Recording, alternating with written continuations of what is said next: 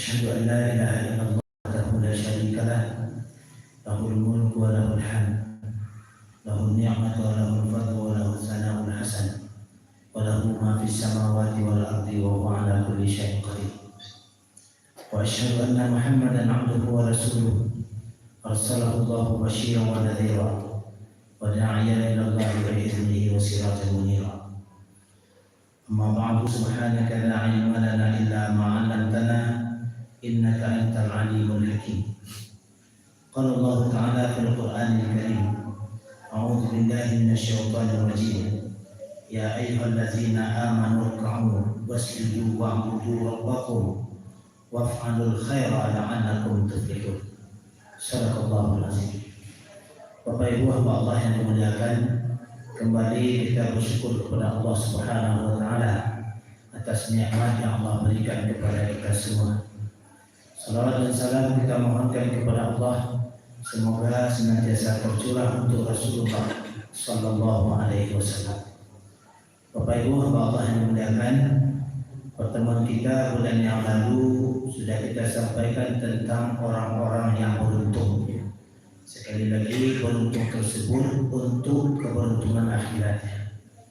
Banyak di dalam Al-Quran bentuk-bentuk keberuntungan. Kenapa banyak? Karena Allah sayang pada kita. Banyak bentuk keberuntungan diberikannya.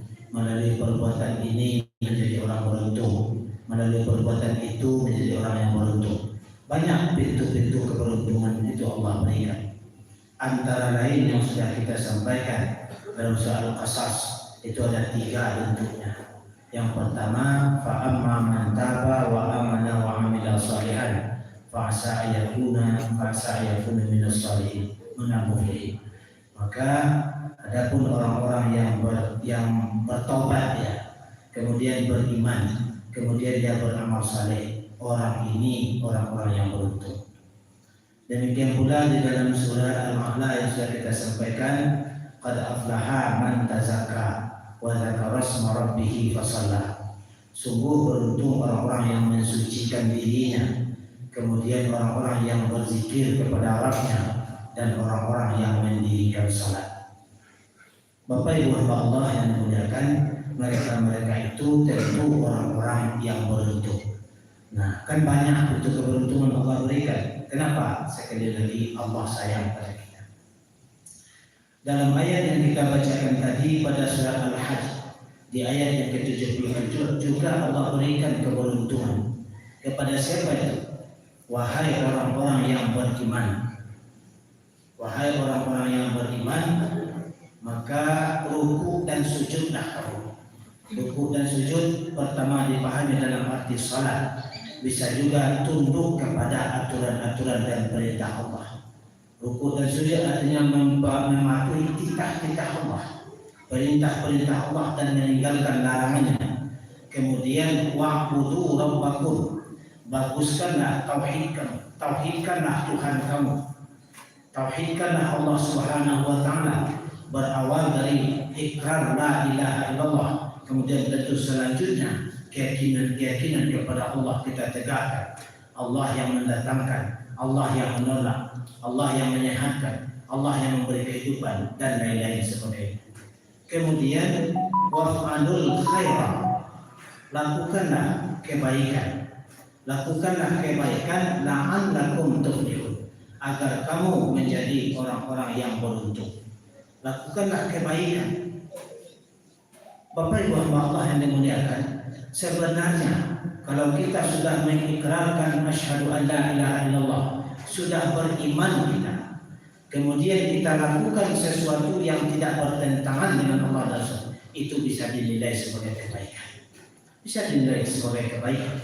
Mungkin dari lisan kita, mungkin dari perbuatan-perbuatan kita. Mungkin kita pandang perbuatan itu untuk kepentingan kita, iya, tetapi selama itu bentuk kebaikan, maka itu akan mengantar kita menjadi orang-orang yang beruntung pula.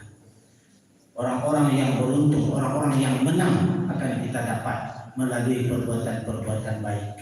Sejatinya dalam hidup kita ini banyak bisa kita lakukan berbagai kebaikan. Dalam berniaga kita di situ ada kebaikan. dalam kehidupan bermuamalah kita sesama manusia ada kebaikan. Dalam bertetangga itu ada kebaikan. Kadang-kala kita muncul umpat kita. Kenapa kepada saya diantarkan orang-orang yang jahat, orang-orang yang tidak salat? Apa kata Buya? Ketika orang-orang yang tidak salat diantarkan menjadi tetangga denganmu, peluang bagimu melakukan kebaikan dengan berdakwah kepada mereka agar dia salat. Kalau diantarkan ke dekat kita orang-orang yang miskin, peluang bagi kita untuk berbagi dengan mereka. Artinya apa? Peluang berbuat kebaikan itu banyak pula bentuk. Dalam keseharian kita banyak bentuk-bentuk kebaikan bisa kita lakukan. Makanya dalam ayat surah Al-Hajj ayat 77 ini, waf'alul khair, lakukanlah kebaikan agar kamu beruntung. Dan ini pula Bapak Ibu jemaah Allah yang dimuliakan yang menjadi penilaian dari kita ini.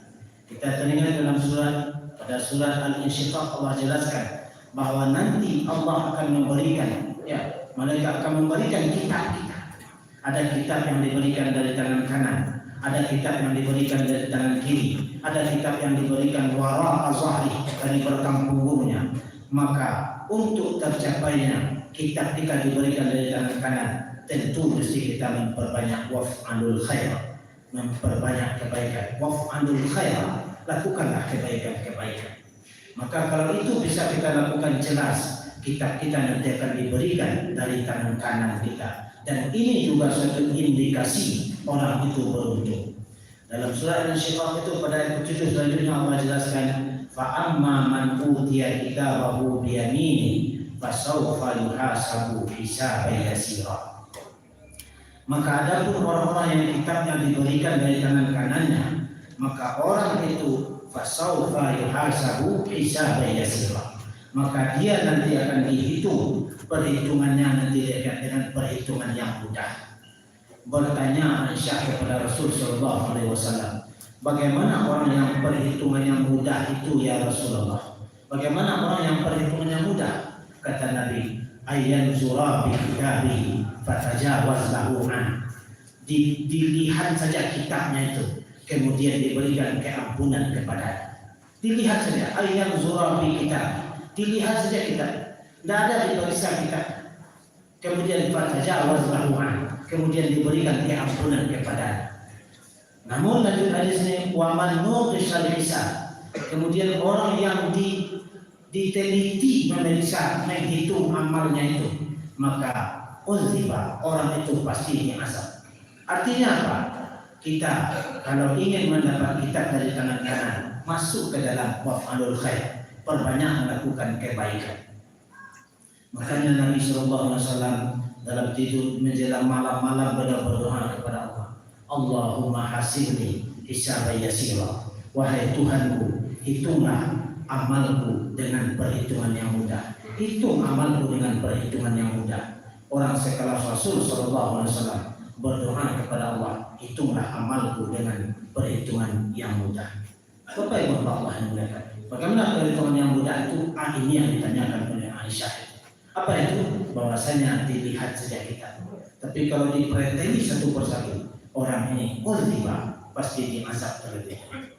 Bapak Ibu Allah yang memuliakan, tentu kita ingin perhitungan amal kita itu adalah dengan perhitungan yang mudah.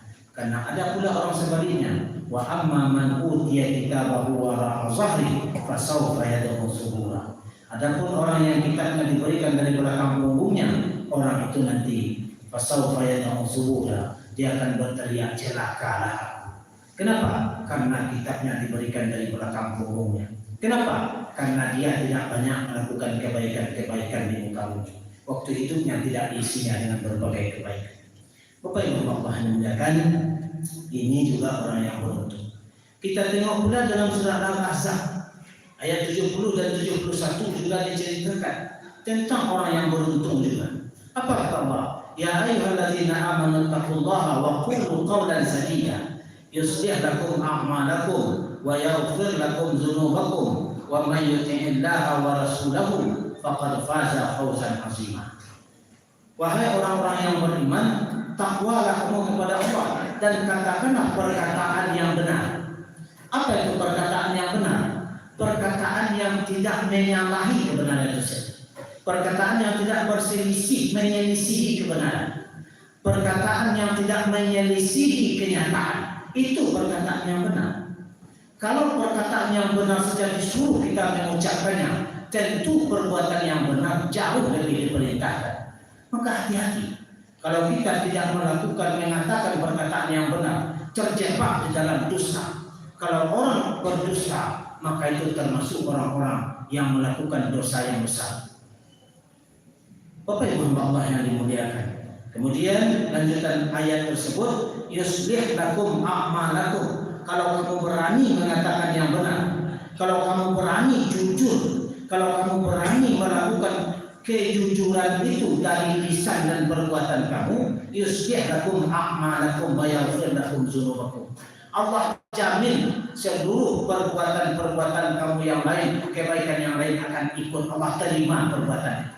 Yuslih lakum a'malakum, diterima perbuatan kamu itu.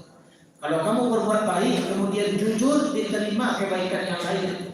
Kalau kamu berbuat baik tidak jujur, tentu mampu mukhalafahnya, tertolak kebaikan-kebaikan yang kamu lakukan. Wa yaghfir lakum dzunubakum, dan Allah ampuni dosa-dosa kamu. Wa may yuti'illaha wa rasulahu faqad faza fawzan 'azima. Siapa yang taat kepada Allah dan Rasulnya, maka orang itu sungguh mendapatkan keberuntungan yang sangat besar. Jadi dalam surat Al-Ahzab ayat 77 ini, apa indikasi orang yang akan mendapat keberuntungan? Pertama, berkata jujur. Berkata jangan menyelisihi kebenaran. Jangan huang, jangan membuat sesuatu yang tidak benar, mengatakan sesuatu yang tidak benar, mengeluarkan statement yang tidak benar, pernyataan yang tidak benar, apalagi perbuatan yang tidak benar, walaupun itu menguntungkan bagi diri kita, kelompok kita, keluarga kita, dan lain-lain.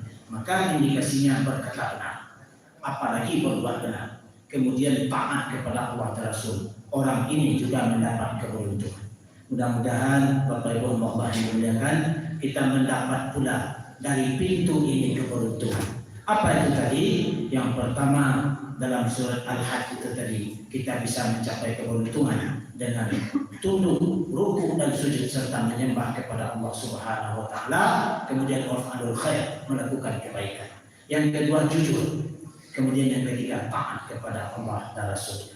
Mudah-mudahan Allah bukakan hati kita, Allah gerakkan batin kita untuk bisa melakukan kebaikan-kebaikan itu dalam surah Al-Hajj dan dalam surah Al-Ahzab tadi, sehingga kita tercatat pula orang-orang yang beruntung dari pintu-pintu ini. Assalamualaikum warahmatullahi wabarakatuh. Allahu Akbar, Allahu Akbar. Asyhadu an la ilaha illallah.